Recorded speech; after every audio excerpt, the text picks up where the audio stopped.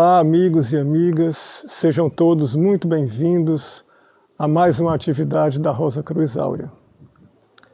Essa palestra tem a intenção de abrir o nosso tema do mês de abril deste ano. E o tema central desse mês, nós vamos tentar focar na identidade do ser humano, aquilo que identifica, o que nos identifica como seres humanos diferentes de todo o restante das manifestações da natureza. Como vocês já sabem, além dessa palestra que acontece uma vez por mês, às quartas-feiras, aos sábados e aos domingos, em muitas salas virtuais, esses mesmos temas vão sendo tratados e nestas oportunidades vocês têm a possibilidade de fazer perguntas, de interagir e de dar continuidade a essa pesquisa, caso assim vocês queiram. A intenção dessa palestra de hoje é apenas de fazer uma abertura para esse mês, tá? Então, nós temos o tema central, identidade, e o tema da palestra especificamente dessa semana diz o seguinte: os paradigmas da consciência, renovação ou estagnação. Então, para dar início, nós vamos trabalhar um pouquinho na ideia daquilo que nos identifica como seres humanos. Em geral, nós nos identificamos com muitas coisas na vida, né? Nós nos identificamos com o nosso corpo, nos identificamos com as nossas roupas, muitas vezes, nos identificamos com estilo de vida, nos identificamos com conceitos, com ideias, e todas essas coisas vão fazendo parte do nosso ser. E nós vamos cuidando e transformando isso à medida que a vida vai se desenvolvendo. Essa identificação dá uma sensação de pertencimento a algum grupo, a alguma sociedade, porque além do grupo familiar ao qual muito fortemente nós já somos identificados, principalmente pela herança sanguínea que a gente carrega, nós também temos uma cidade, um país, uma cultura, um povo, né, uma raça, muitas vezes. Então, todas essas coisas trazem elementos que identificam a nós, quer dizer, aos seres humanos. Mas isso foi muito forte, e ainda é em muitos lugares, mas cada vez mais o ser humano vai percebendo que ele é muito mais do que a sua herança sanguínea, muito mais do que a cultura do seu país, e ele começa a se perceber como um ser universal.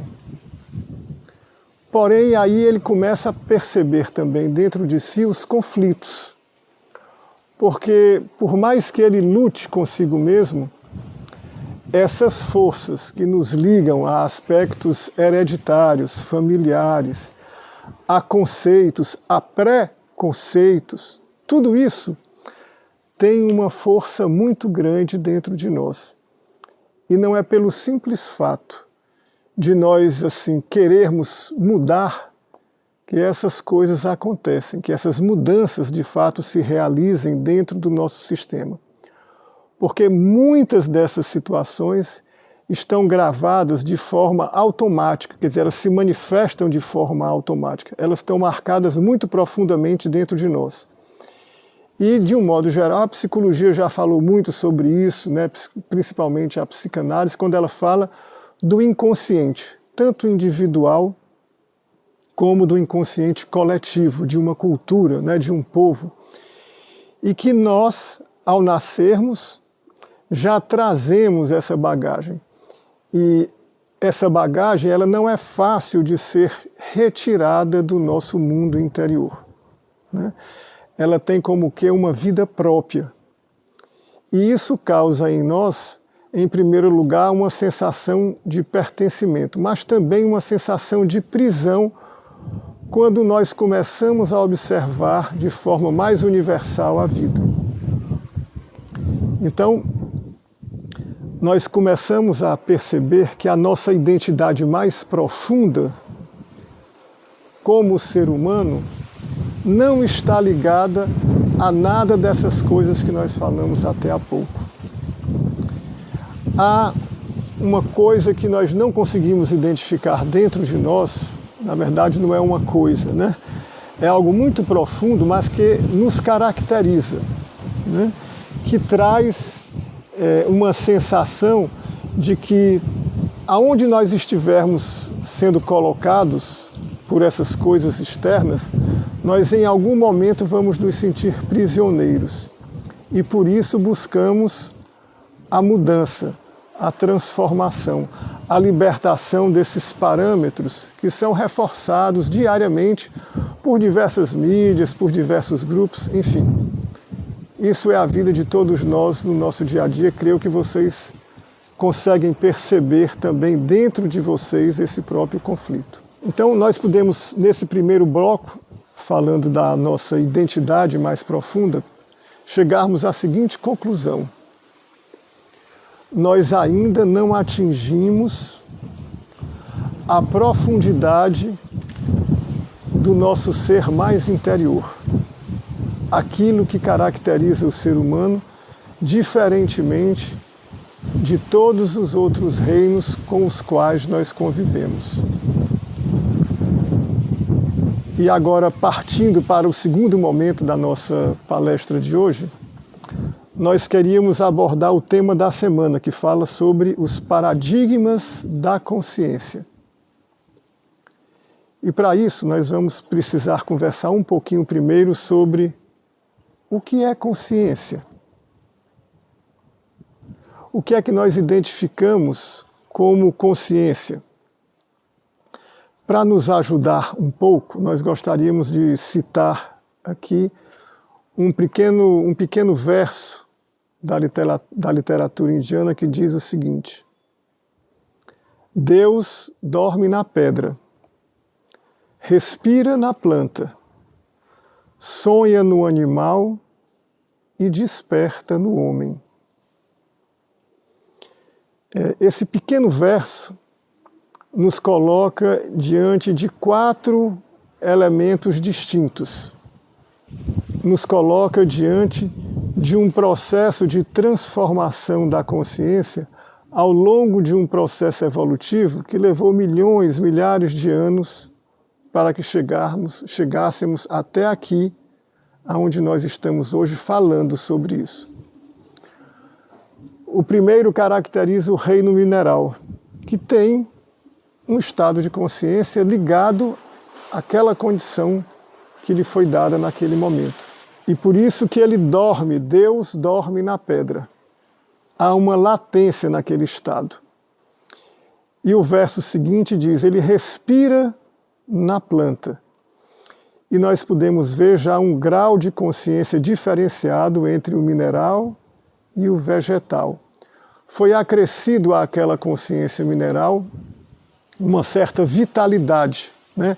Aquilo que nós chamamos de uma energia que faz com que aquele novo ser ele se desenvolva, se reproduza, né? E por isso que nós conhecemos o reino vegetal, conhecemos as frutas, as flores, enfim, todo esse desenvolvimento que caracteriza aquela condição. Depois disso, nós vemos um estado de consciência um pouco além daqueles 2 elementos, do elemento mineral e do elemento vegetal. É acrescido no reino animal a parte de sentimentos, a parte da locomoção, a parte de um relacionamento distinto, né, entre os animais, enfim. Esse novo estado de consciência agrega ainda o reino vegetal, quer dizer, a consciência vegetal, quer dizer, de crescimento, né, de movimentação, e também o estado mineral. Então, o animal carrega dentro de si também os outros 2 reinos. E a partir daí, nós vamos conhecer o que nós chamamos do ser humano, aquilo que nós entendemos hoje como sendo o ser humano, que nós nos identificamos com ele. O que foi acrescido no ser humano em relação ao animal, ao vegetal e ao mineral? Foi acrescido, dentre outras coisas, né, a possibilidade de ele perceber a si mesmo e ao mundo ao seu redor. E compreender e criar, estabelecer com esse mundo exterior e com esse mundo interior uma série de relações. Então, o ser humano, ele na escala de consciência, ele se compõe de 4 níveis de consciência: a mineral, a vegetal, a animal e a humana. E isso não significa que nós já chegamos à plenitude da manifestação do ser humano. E aqui eu gostaria de fazer um pequeno parêntese para dizer que toda essa manifestação de consciência, por trás dessa manifestação, né, daquilo que nós podemos observar ao longo desses milhões de anos, porque temos essa consciência, né, existe um plano, existe um arquétipo, né, existe um projeto. E esse projeto, em geral, nós não temos ainda uma consciência clara do que isso significa. E é muito por isso também, e aí voltando um pouquinho sobre aquilo que nós conversamos no primeiro bloco, né? Que nós nos identificamos com as coisas exteriores, porque nós não descobrimos ainda a nossa vida interior, quer dizer, o projeto que está na base desse plano. E isso é essencial para que a gente dê continuidade a tudo que está, vamos assim dizer, no projeto, no plano original da manifestação desse ser que nós chamamos de ser humano, na sua plenitude. É interessante a gente observar que a falta desse conhecimento, a falta dessa sabedoria nos leva justamente a nos ligar a essas diversas coisas exteriores e como nós nos deixássemos definir por elas. Mas em todos esses seres que chegaram ao nível de experiência de vida suficiente, eles começam a perceber que nada disso é suficiente para definir esse caráter universal do ser humano. E é muito interessante as manifestações dos últimos 20, 30 anos que a humanidade teve, né, com o advento da internet, com o advento dos celulares, da computação, da inteligência artificial, enfim, de todos esses mecanismos que começam a mostrar ao ser humano também que esses limites que foram colocados pela cultura, pela herança sanguínea, enfim, eles podem ser de fato rompidos e devem ser de fato rompidos. E esse é um dos trabalhos, vamos assim dizer, de uma escola espiritual como a da Rosa Cruz Áurea. Mas, em primeiro lugar, nós precisamos entender como funciona essa consciência, né? Porque dentro dessa consciência, que se tornou, vamos assim dizer, madura do ponto de vista de ela movimentar-se dentro de si mesma, ela precisa agora dar o passo seguinte, e por isso que foi dado ao ser humano, em determinado momento, o livre arbítrio, a possibilidade de ele direcionar essa consciência para a orientação que ele quisesse. E como ele não descobriu ainda a essência desse plano que está dentro dele, o plano, o arquétipo do seu mundo interior e também, obviamente, do mundo exterior, ele direciona a sua consciência, que é fruto desse mesmo plano original, quer dizer, que essa consciência, ou esse eu consciente, que nós também podemos chamar, ou essa alma consciente, é outro nome que a gente pode dar, ela já é um fruto desse próprio plano que está no arquétipo do ser humano. mas não é um fruto acabado, não é um fruto maduro, vamos assim dizer, porque a continuidade desse processo necessita da nossa participação.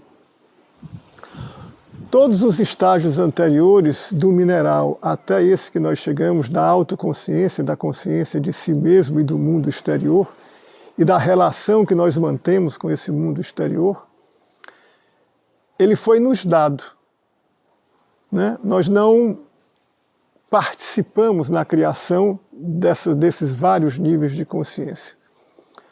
Mas a partir desse momento, do momento em que a gente adquire essa consciência nós podemos e devemos compreender como dar o passo seguinte. Ele não mais será dado de forma automática.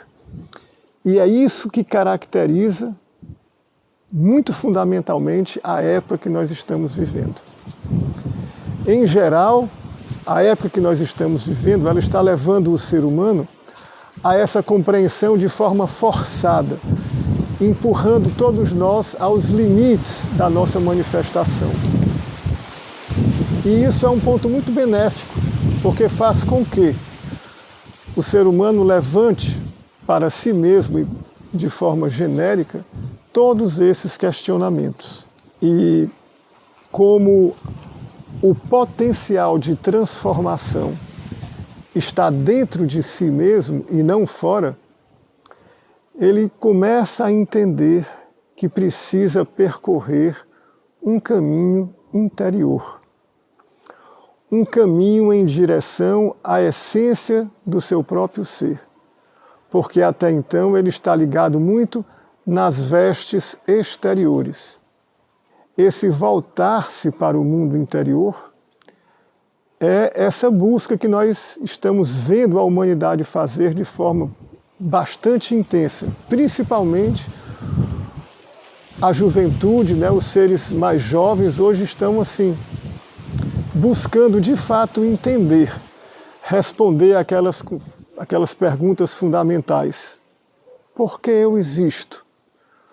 Qual a razão da minha vida?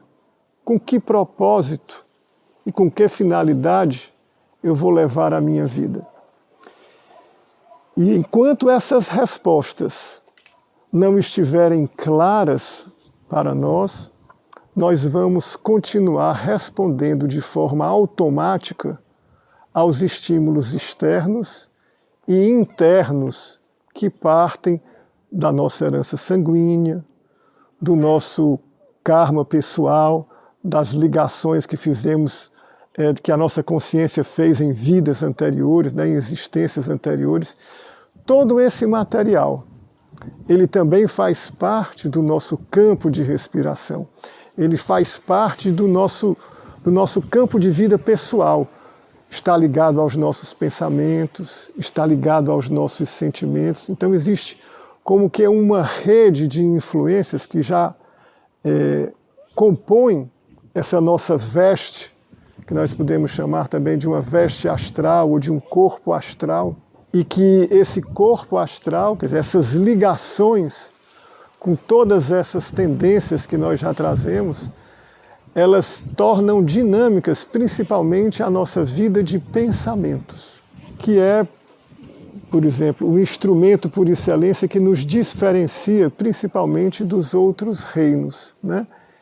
E que a partir daí nós desenvolvemos toda uma cultura, uma linguagem, uma forma de vida completamente diferente dos outros reinos.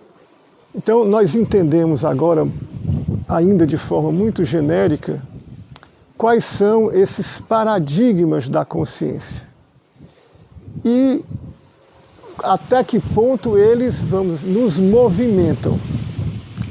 E para encerrar esse pequeno trecho também eu gostaria de ler uma sinopse que está na divulgação desse primeiro tema, que diz o seguinte: muitos seres humanos baseiam a vida em valores que são repetidamente alimentados e que tendem a se fortalecer. são paradigmas de vida individuais ou coletivos, que são responsáveis por manter esse jogo pendular entre o que nós consideramos bom e aquilo que nós consideramos mal, ou aquilo que nós consideramos aceitável ou não aceitável, né? Mas o momento que nós estamos vivendo, muitos seres humanos buscam sair desse jogo oscilante, porque percebem que a sua consciência, né, e por conta dessa prisão, ele não consegue manifestar absolutamente nada de novo, né? Então ele busca uma saída desse jogo oscilante. Por isso, essa movimentação intensa, né, que nós estamos vendo na vida frenética que o ser humano tem tido nesses últimos anos, né, principalmente a partir desse século XXI. É importante frisar, apenas como um parêntese, né, que essa época que nós estamos vivendo também é uma época muito especial, aonde esse plano que está por trás do arquétipo, né, a força que impulsiona a realização desse plano também se faz mais presente, né, na própria vida da humanidade. E a isso muitos chamam também de a época que nós estamos vivendo como a época aquariana, a época de radiações novas chegando para toda a humanidade. Nós vamos tentar entrar agora, meus amigos, no terceiro ponto da nossa intervenção de hoje. Vou fazer só uma pequena recapitulação para que a gente possa chegar nele de forma mais clara. Num primeiro momento, nós falamos um pouco sobre identidade e como nós criamos uma identidade exterior a nós mesmos, porque não conhecemos a nossa identidade mais profunda. Depois nós falamos da consciência e que essa consciência ela é responsável pela manifestação da vida. A vida é o resultado de tudo que nós fazemos com nossa consciência. E como nós não identificamos ainda o nosso ser mais profundo, nós não ligamos a nossa consciência ao plano original que está contido nesse arquétipo divino dentro de nós, nesse arquétipo espiritual que está dentro de nós, nós ligamos a nossa consciência aos aspectos exteriores da vida. Aos aspectos kármicos, aos aspectos sanguíneos, aos aspectos do bem, daquilo que nós gostamos, daquilo que nós rejeitamos, as nossas simpatias e as nossas antipatias, de forma que o que nós manifestamos, né, que é o terceiro lado do triângulo, o primeiro lado é a identidade, o segundo lado é a consciência e o terceiro lado desse triângulo é a manifestação da própria vida. Com isso nós queremos dizer que toda a vida manifestada é resultado desse estado de consciência que ainda não conhece a si mesmo. E por isso, todas as tradições espirituais, esotéricas, de um modo geral, dizem que o primeiro passo no caminho é homem, conhece-te a ti mesmo. Porque é através daí que ele vai poder orientar a sua consciência a esse plano original. E a partir dessa ligação, não mais com aspectos exteriores, não mais com conceitos que vão vindo de fora, que geralmente levam-nos a fortalecer a nossa egocentricidade. Porque é importante dizer, a característica básica da consciência hoje é que ela vive em função da nossa autoconservação e da nossa automanutenção. Toda a força que ela emprega nesse sentido, seja no pensar, no querer, no desejar, porque ela continua ligada ainda aos aspectos iniciais da manifestação da vida, que é o da própria sobrevivência. Então ela ainda tem a ilusão de que ela é um ser finito, né? De que ela é um ser mortal. E por isso ela está presa ao espaço e tempo. E por isso tudo que ela manifesta nasce, cresce e um dia tem o germe da morte. Então, a nossa consciência hoje, ela está de costas para esse arquétipo original, ou dizendo de outra forma, para o ser absoluto, ou para o sol espiritual dentro de nós mesmos, né? E aí, nós, fazendo aqui também um pequeno parênteses, nós lembramos aqui o mito da caverna de Platão, né?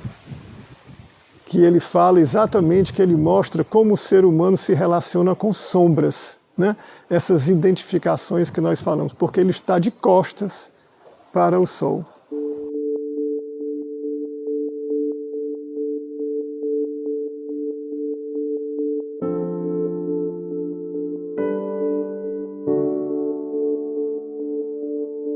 Bem, amigos e amigas, nós estamos nos dirigindo à parte final da nossa palestra de hoje. E eu também gostaria de fazer uma pequena citação de uma literatura que diz assim: a consciência não é uma posse teórica, mas um arsenal cheio de possibilidades e forças. E, amigos, com isso nós queremos dizer que todo esse projeto, todo esse arquétipo que está, vamos assim dizer, em latência, em potência dentro de nós, no nosso coração etérico, ele tem a possibilidade de vir à manifestação a partir de uma consciência que se desidentifica com tudo aquilo que é exterior a si mesmo. Então, é o que nós falamos no mês passado um pouquinho, ligado à desconstrução e à reconstrução do mundo interior, da nossa vida interior. Então, a consciência, ela é a alavanca, né, onde você tem um ponto de apoio que você pode transformar completamente esse mundo interior a partir do momento que ela se liga, né, e desenvolve todo um trabalho a partir dessa ligação com esse arquétipo, com esse átomo arquétipo, ou com essa rosa do coração. Então, toda a vida, a partir desse princípio, ela pode ser modificada. E aí nós construímos, de fato, um triângulo equilátero entre a identidade, a consciência e a manifestação da vida. E toda a vida que for manifestada a partir desse triângulo equilátero será uma vida que estará de acordo com esse plano universal que todos nós, ou que tudo que foi criado, carrega dentro de si. Então, se nós pudéssemos deixar uma mensagem a partir do título dessa nossa palestra, que fala sobre os paradigmas da consciência, quer dizer, renovação ou estagnação, é claro que nós precisamos fazer a renovação, mas o ponto de apoio dessa renovação está no plano original que nós carregamos dentro de nós mesmos. E para termos acesso a essa condição, é preciso um processo inicial de reconhecimento, de perceber todo o mundo interior e se desidentificar com tudo aquilo que a nossa consciência hoje está identificada e através da qual ela julga o que é bom e o que é mal. Ela escolhe o que ela quer amar e o que ela quer odiar. Então, todo esse jogo, né, do bem e do mal que nós carregamos dentro de nós, existe porque a nossa consciência está de costas para o sol, assim como está no mito da caverna. Então, nós precisamos fazer uma revolução na nossa consciência. levá-la de volta ao ponto original de onde ela partiu, porque a própria consciência, ela é fruto, como nós dissemos no meio da palestra, né, desse plano universal. Ela é fruto da interação entre o espírito e a matéria, entre o pai e mãe. Nós podíamos dizer também que a consciência é o filho, é a alma, mas que como ela está de costas para o pai e mãe, ela cria um próprio mundo egocêntrico, individual, a partir das suas próprias forças e não das forças que deram a origem à sua própria vida.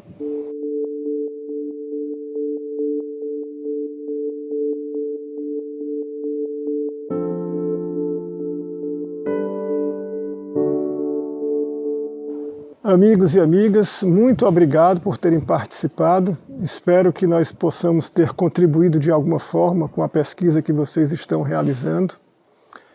A Escola da Rosa Cruz Áurea disponibiliza para todos vocês o seu site, a editora dos seus livros, das suas revistas, que a maior parte deles está com download gratuito.